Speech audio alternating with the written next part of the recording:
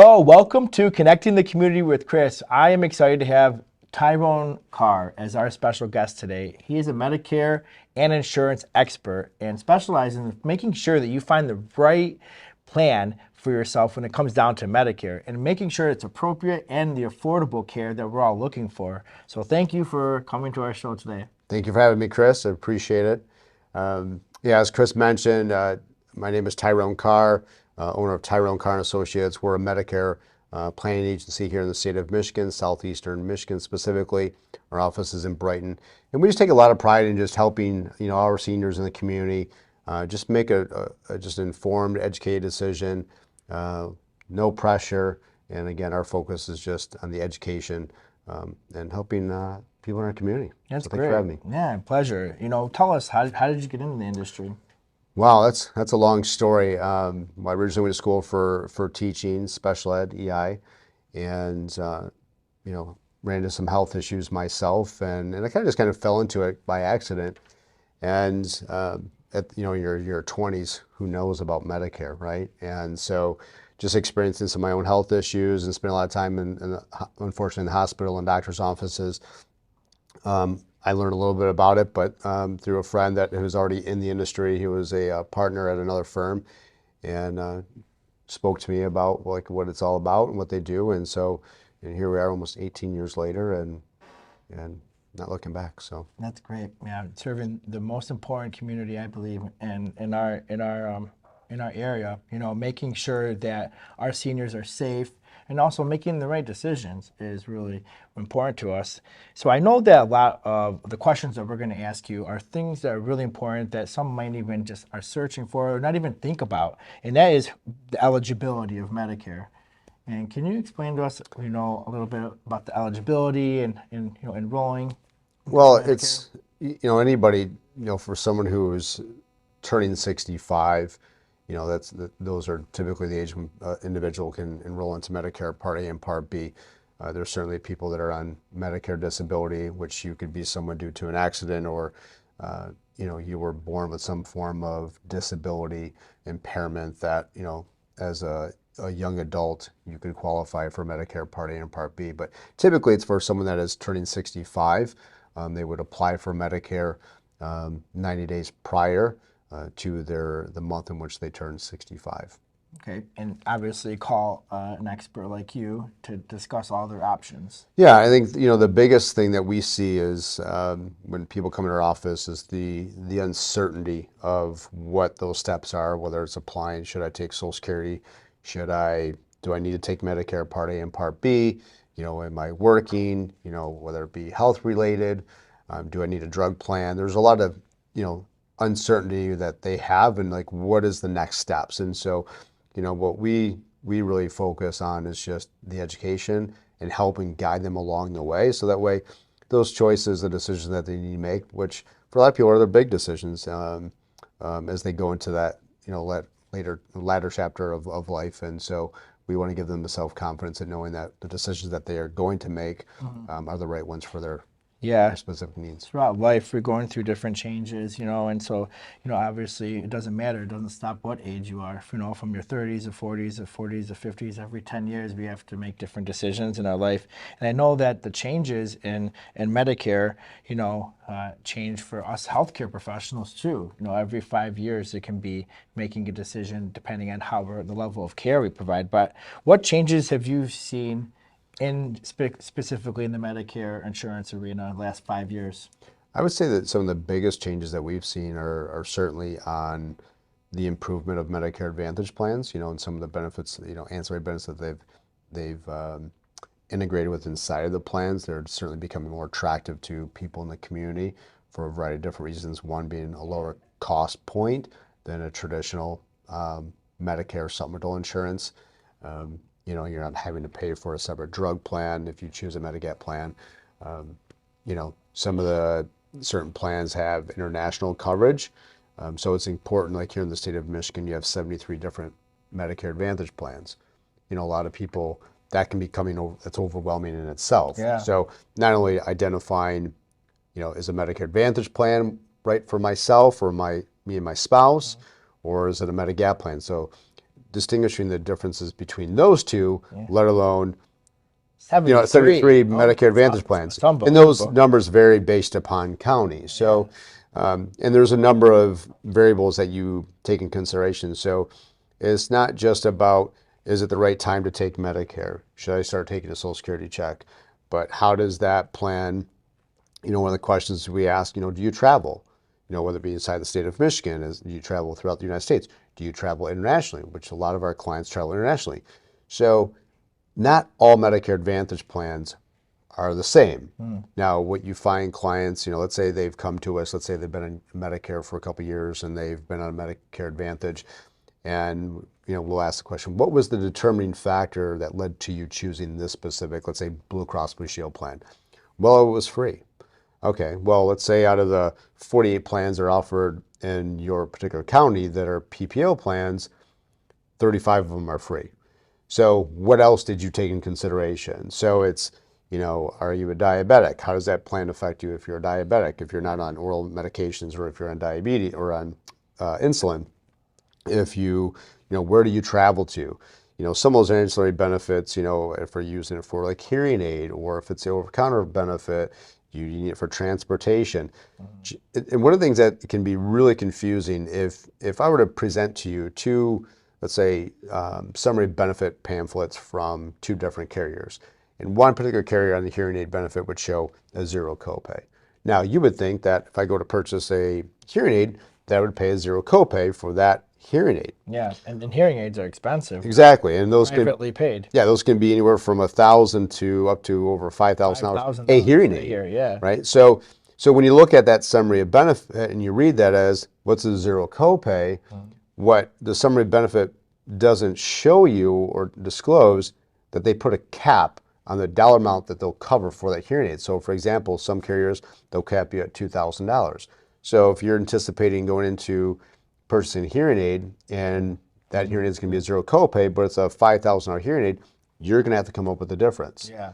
So whereas another carrier will show you their copay is it's graded. So it could be anywhere from $295 up to $1,500, where some of the carriers don't put a cap on that. So you're better off to go with a plan that shows a copay rather than a plan that, if that's the specific reason why you're choosing that plan. Yeah. And it doesn't disclose. So as an agent, as an advisor, if that's your number one disability that you have in life, like you don't have any heart failures, no diabetes, you've been healthy all your life, but the hearing is like, that is what drives you to going to the your physicians. So it's and I don't ever I never want to make people feel like I'm trying to sell you something. So I'm always asking a lot of questions. Yeah. And sometimes I'm asking questions through experience. And so based upon experiences where people have had, well, I chose this Medicare Advantage using the hearing aid as an example for that specific reason, is now like, well, were you aware of this? And so,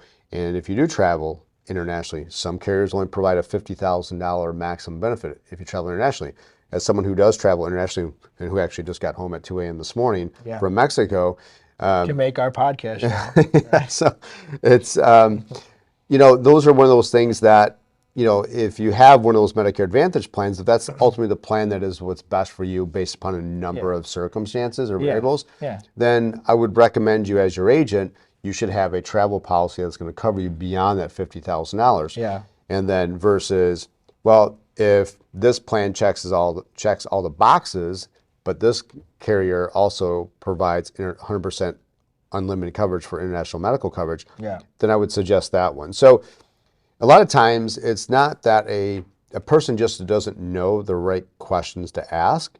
And also, you can get a different response depending on how you frame a question. So for a perfect example, you contact your doctor's office, and this was a question that was actually was proposed, it was last week before I left for vacation, and they had asked, or I was told, my doctor doesn't accept this carrier, United Healthcare. Okay, well, if I just go in and say, do you guys accept United Healthcare? Well, is it United Healthcare individual plan? Is it a group plan? Is it an HMO? Is it a PPO? Is it a dual SNP? Is it a Medicare Advantage? Is it a Medigap policy?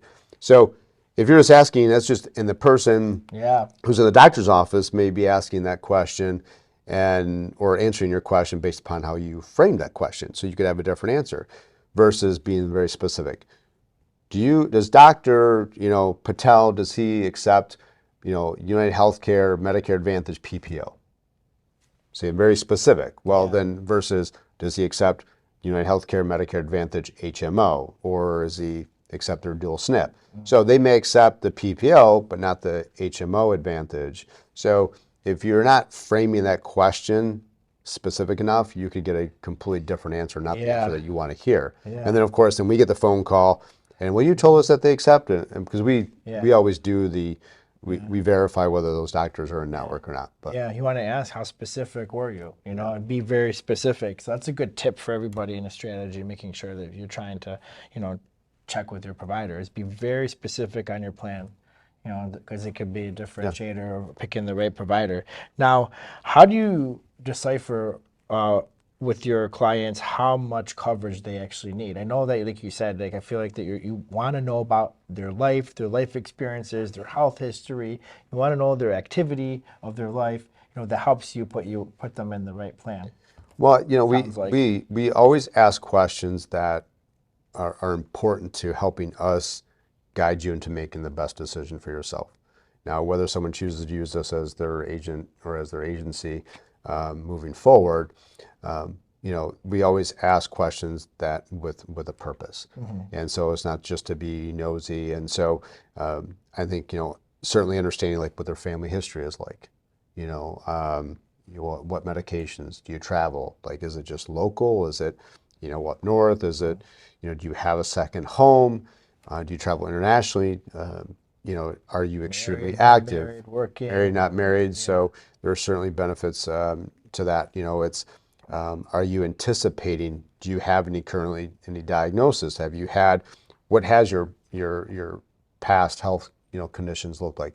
You could have someone. Well, I have no family history of cancer, but you could be that outlier where 5 years ago you had cancer. So you're a diabetic. Are you having surgery? So if someone's coming to us and saying they're turning 65 and they're anticipating having a knee replacement, maybe both knees replaced, we're more likely going to recommend a completely different plan for that specific reason, because we want to minimize or eliminate any out-of-pocket costs as much as we possibly can.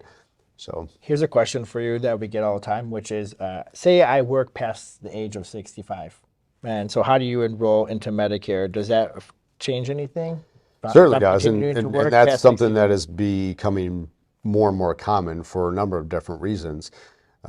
So what a lot of people, and there's, we certainly have dealt with clients that have worked past age 65, well into later, 60s or even 70s, and they've elected to take Medicare. So it's, somebody will say, well, I was told I have to. Well, I don't know what that person's experience is or why they told you that, but it's really contingent on how many employees you have. So let's say you work for an employer, they provide healthcare benefits.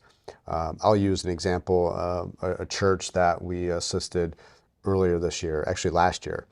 And this particular church, I was referred by another professional, and one of the assistant pastors came to us, him and his wife, and he was eligible for Medicare.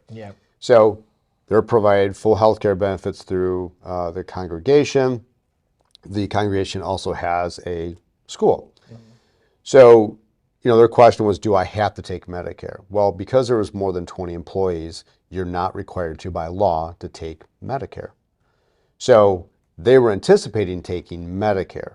Now, I'm not suggesting that that's what I told them to do, but to your question, they're not required to, as long as there's more than 20 employees and you're participating in that group insurance.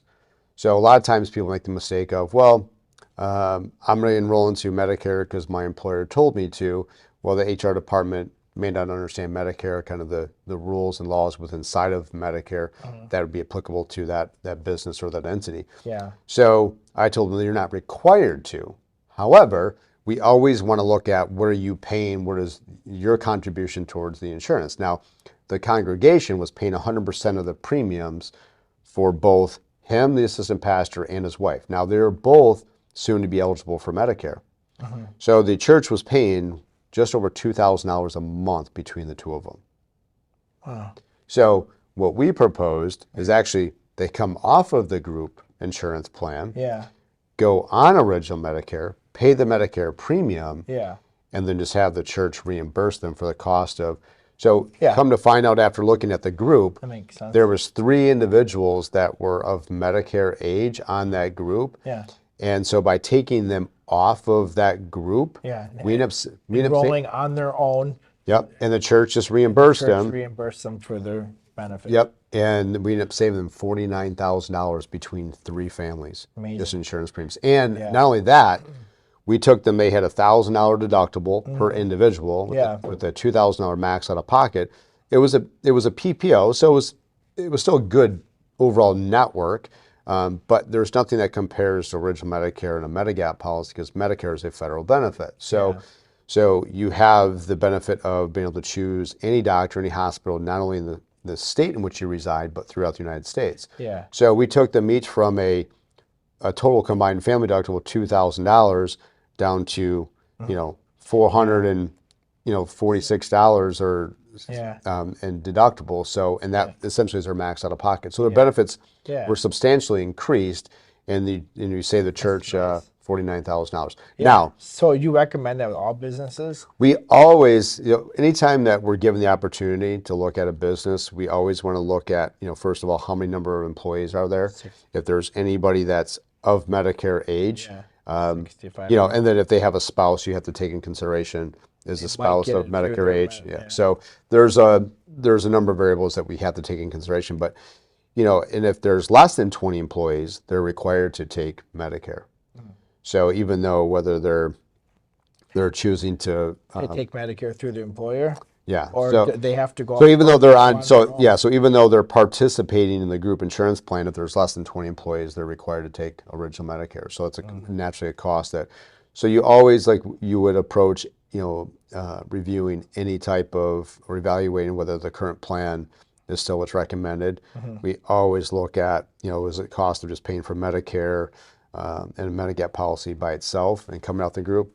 Does that make sense? And a lot of times, it does. Not always, but a lot of times it does. And especially if you're a small to medium-sized business, I mean, you're saving $49,000 a year in premium for just 3 people. Yeah. That's substantial. Yeah, definitely. Yeah, I mean, that's a huge cost savings, and I would understand that. Do you find that a lot of business owners know this, or are you finding that when you consult with business owners that they No, they don't, still and it's are not educated on this? no, and that's that's one of the reasons why we've brought a lot of these services in house. Is a lot of specialists. They're like silos. And so they just hyper focus on their area of expertise. And because that's all they know, they don't understand. Like a lot of financial advisors, they hyper focus on just accumulating wealth, but they don't realize that affects your Medicare, that affects your auto. So there's a lot of things that how Medicare is like a spider web, or it has like all these different tentacles that are affecting all these different areas of life. And so as Medicare advisors, we want to speak to that. And so we may suggest, hey, you go talk to your financial gap person, or go talk to your CPA or your How does PNC. I have to ask a question? How does it affect your auto? So, well, Medicare, we have underneath the Auto Reform Act, which, went into place, July 1st of 2020. So, whereas Medicare is responsible for, You get into healthcare, it and right? then auto accident. So you're having a lot of people that are, they're asking the question, how does this, can I eliminate my medical coverage, for my auto? Well, Medicare, some of those coverages are limited when it comes to the auto. So I would suggest, let's certainly look at your policy, but Your Medicare could bodily injury can be capped correct, versus if you have auto, no cap, correct. depending on the policy that you pick. If we get Correct. So it's important that your property and casualty agent, your home and auto insurance agent, full coverage, understands how that affects Medicare. And typically, because again, they're like that silo, they know the property and casualty piece of it. So you'll hear one say, well, no, Medicare covers it. Well, because they don't understand Medicare, that advice or recommendation isn't necessarily in their best interest. So, you know, I it's keep hearing making sure you have full coverage on your auto insurance, making sure they're the carrier. Don't make Medicare the primary for the auto. yeah. So you know, so when we're addressing that with our clients, you know, if you can, you know, afford the unlimited coverage, I always recommend it if you financially can. I understand that certain people, you know, to save, you know, a few $100 on a yearly basis Yeah, is important for significant for them. significant, you know, Yeah, when you're on a fixed income. So yeah. I get that, but in our experience, sometimes the risk to the savings Yeah, after they've learned a little bit more about it, I they see it. Yeah, the out of pocket yeah, costs a bit. God forbid someone becomes quadriplegic or paraplegic. No one, a small percentage of Americans have funds to cover sure, yeah, 20 around the clock care. And you need the insurance yeah. and you need the care. And that's why you're gambling. You're Well, gambling it's, on you know, that. we always use it. It's like, you know, purchase the insurance with the intent of using it, right? I mean, I certainly, you know, my Yeah. home, my auto, and, you know, certainly medical, but you have it because you're transferring the risk from your pocket to the pockets of the insurance carrier. How much will Medicare cost the average senior in 2023? So per individual, right now it's about $4,800. You know, if you're choosing original Medicare with a Medicare supplemental insurance. Okay. And then do seniors need to renew their Medicare coverage every single year? So whatever plan you choose, it automatically renews. We always, as an agency, always recommend having a review. We do reviews every year with our clients, sometimes twice a year, just to, you know, because life happens, right? Yeah. Medications may change. Either you're on fewer or more medications, you know, something that, you know, a diagnosis or an accident may have occurred. So it's important for us, you know, to continue to provide you, you know, the support and the recommendations that may be necessary. As life You know, changes, changes yeah. over time. Yeah. Now, what is the general Medicare deductible? So your Medicare Part A deductible in 2023 is $1,600 per year, and that's per benefit period. And then your Part B deductible is $223. So, and then the Part B is once you've met it for the year, it's then it's exhausted. So whether you meet in January or December, then it would be. Is that across the board, all states? Or just that's Yep, Michigan? yep, it's federal. Okay, it's federal. So what is the difference between Medicare HMO and Medicare PPO? So an HMO is just a health managed organization, whereas a PPO is a preferred provider organization. So an HMO, the costs are generally significantly less as far as internally between co-pays, co-insurance, and max out-of-pockets, whereas PPOs, you know, your cost can be higher. The HMO, the downside to it is, you know, referrals, your limited network, so you have to use their preferred network. Yep. Those doctors are in network. So again, it goes back to the agent asking the right questions. So not just addressing the questions that Sure. they have, but Yeah. also you need to be aware of this. And so that's what we take a lot of pride in. And the, you know, PPO, it just gives you more of that flexibility of being able to choose your doctors. If you're someone that travels, I wouldn't suggest an HMO. Okay, that's good to know. Now, will Medicare cover in-home care after a hospitalization? So in-home care, if you're helping, it's not going to be private duty. So as you know, Yeah. So the difference between home health and private duty. So let me reword this and say, will Medicare cover home health care? it will cover home health care, but sometimes people don't understand the differentiator between home health care and private duty care. And so, you know, it's the definition of yes, if you just want a clear answer, but again, it's the devil's in the details, right? So it comes into when we're meeting someone the very first time, those are some of those things that we go over in details. That way you understand that it is in a situation, an unforeseen accident or diagnosis, that you do have proper coverage, because again, what people think is home health care Yeah. versus private duty care are two completely different Right. worlds. Yep. You want to know if your family members, do you have planned surgeries coming up in the next year? If you're going to plan on getting rehab, that's something that, a question you're going to raise. Now, will Medicare cover private duty care? So That's a That's the question. yes and no, right? Yeah, So again, there's the devil in the details, and I think that's a good agent that will really break that down and explain to you how and what that looks like. Mhm. So one of the bullet points we were kind of talking about earlier is, a person could you had a stroke and you need care, and maybe you're going to be inside of a nursing home or assisted living facility for a period of time. So Medicare will cover you 20 days, but there's a catch. You have to be admitted into a hospital first as an inpatient for 3 consecutive days. Mhm. So if you don't meet that 3 days as an inpatient, the Medicare is not going to give you the 20 days. And if you're a person that has chosen a Medigap plan, the Medigap is only going to cover days 21 through 100 if Medicare has approved the first 20 days. So if I am coded as an inpatient versus, is there another way? Observed. So Observed. give you an example quickly. So if let's say you had a stroke and you were in the hospital for 5 days, nothing around your surroundings changed.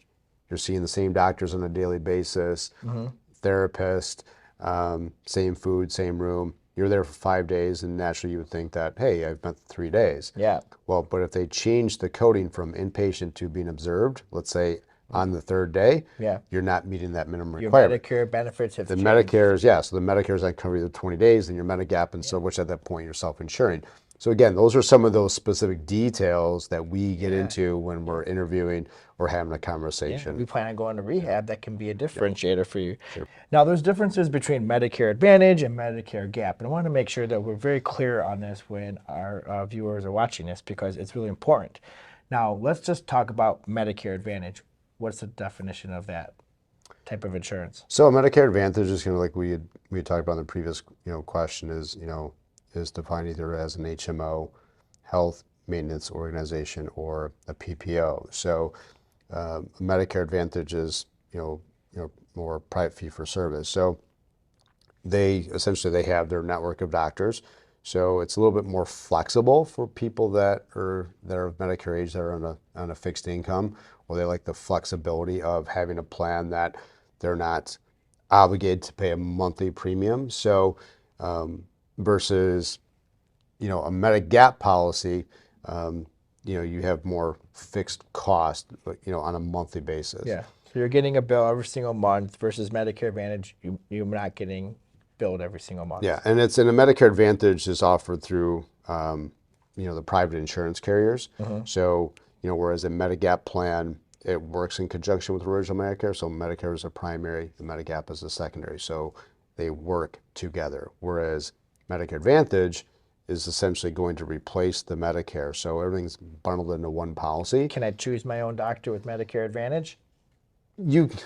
Yes and no, because we do want to verify whether or not your doctors are in network. Right. So if you have a set of doctors that you're currently and have been seeing for, a period of time, whether it be years, we certainly want to make certain that they're in network. So you still are in Medicare Advantage. You have to make sure that the doctor that you want is in network with the MA program. Correct.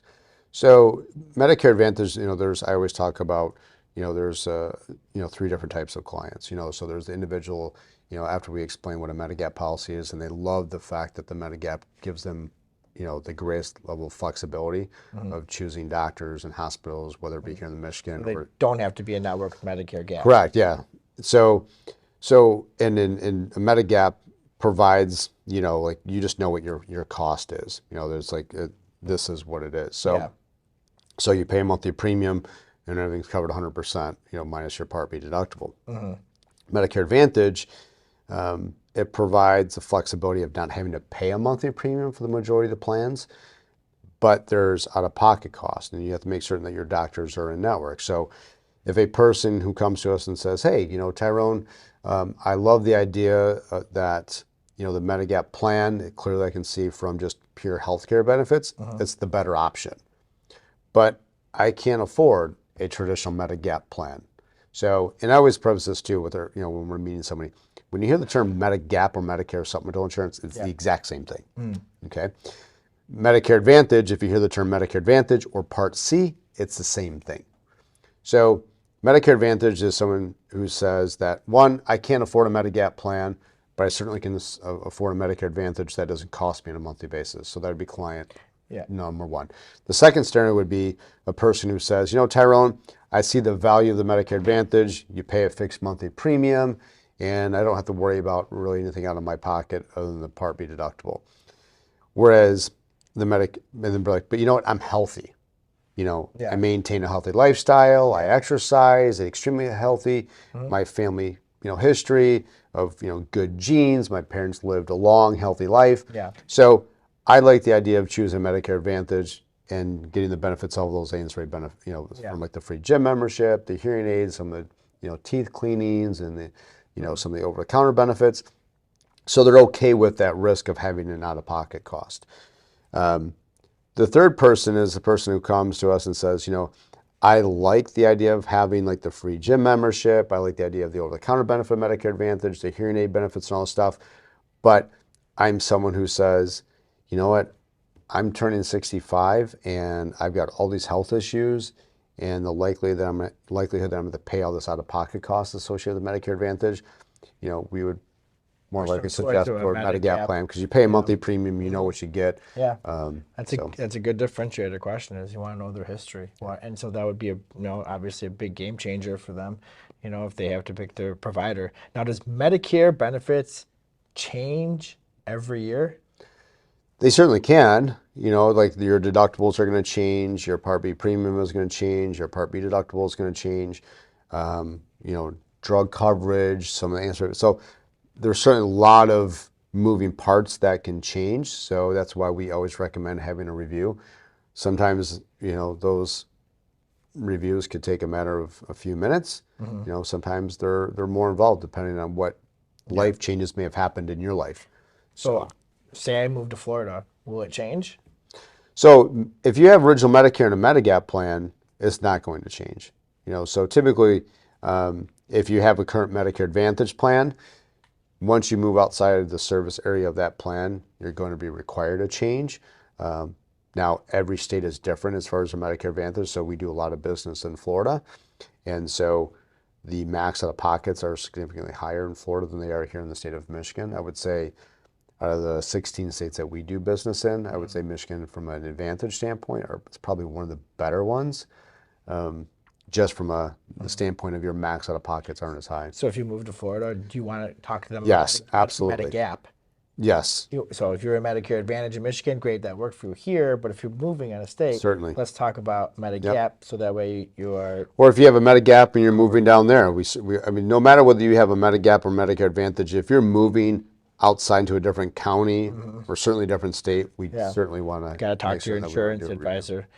Now, enrollment period.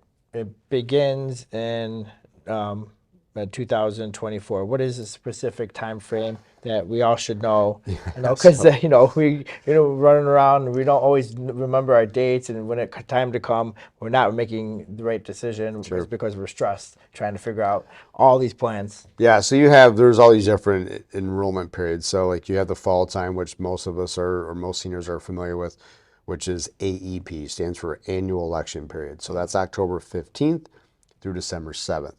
So this is a time period that anybody who is actively on Medicare, they can choose to make a change to their drug plan, which any change would begin January 1st. Or they can change from one Medicare Advantage plan over to a different Medicare Advantage plan.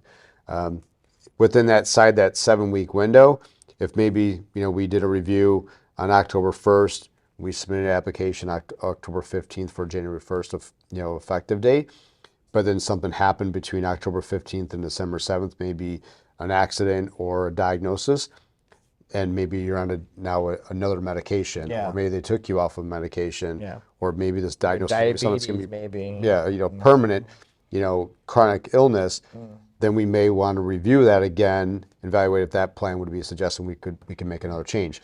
But once you're locked in, you're locked in.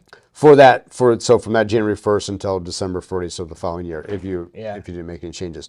Now, if a person that has a Medicare Advantage wants to go to original Medicare and a Medigap, they certainly can do that.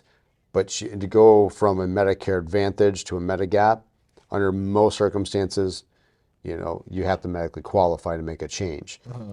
If a person starts out on a Medigap, let's say you've been on that Medigap policy for 3, 4, 5 years, say, I'm healthy, and you know what, I'm hearing about all these Medicare Advantage plans and watching the commercials, I'm hearing about on the radio and advertisement pieces come in the mail, talking to my peers and family members.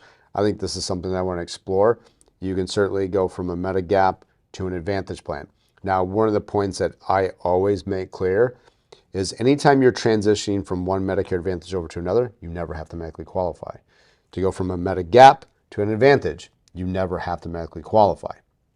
If you're transitioning from, someone says, hey, I'm going to try out a Medicare Advantage, and you have a bunch of health issues, we make it clear. You try on that Medicare Advantage, and then let's say 2, 3 years down the road, you want to try going back to a Medigap plan because it's not, you're realizing like the cost on meeting that max out of pocket every single year or close to it. You have to medically qualify to go back to a Medigap policy. Some people underneath the Obamacare, the Affordable Care Act, that, pre-existing conditions don't apply. That's not true. There's a number of questions that we have to ask, and so we certainly don't want people to enroll into an Advantage without being aware of what you can or can't do. Because at the end of the day, it's a reflection of me as an agent, but also a reflection of our agency. And we certainly don't want to put anybody in a way. We want to give them informed information that's going to help their life, and protect them. Now, we covered a lot of information regarding Medicare. Is there any other question or anything that could be helpful for our seniors during enrollment period of time or before it? I would make certain that agent that you're speaking with is someone who's experienced. I always make this recommendation as well. Don't ever contact an insurance carrier directly. They do not have your best interest at heart. For example, if you contact Blue Cross Blue Shield is going to sell you or offer you plans that are Blue Cross Blue Shield. They're not going to say that, hey, let's talk about United Healthcare or HAP or Humana or Priority Health or Aetna, because there's nothing financially for them to gain, right? So there's certainly going to be a level of bias. As a broker having access to all the different carriers, it doesn't make a difference to us. I mean, we do care, but from a financial standpoint, it doesn't make a difference. We're not making more money if you go with Blue Cross Blue Shield over Priority Health or HAP or Humana or any other carrier. So our end goal is to make certain that we find the absolute best plan for you specifically. So to my point, don't ever contact an insurance carrier directly, and make certain that you're having your plan reviewed on a yearly basis. Well, you heard it from the expert, Tyrone. He is great at making sure that he talks about your life and understand what's going on in your daily activities and how important it is to understand what your changes are in your life to make sure that your family are making the right informed decision, which is something that really 65 is a very young age now. And so you live very long, making sure that you have really good insurance coverage is going to be important for all of our seniors. And so thank you for joining in our show. I appreciate it very much. We appreciate you, and we look forward to having more information and education and resources for our community to share. Yeah, look forward to it. Thanks, Chris. Thank you. If you have any questions regarding Medicare, please give Tyrone and his team a call. Tyrone, what's the best way to contact you? You can reach us. Our office line is 810-534-3008. Our website is www.tcarassociates.com. You can find us on Facebook, Instagram. You can even actually give us a call on my cell phone, 810-623-9262 as well. Great. Thank you. You're welcome. Thank you for having us.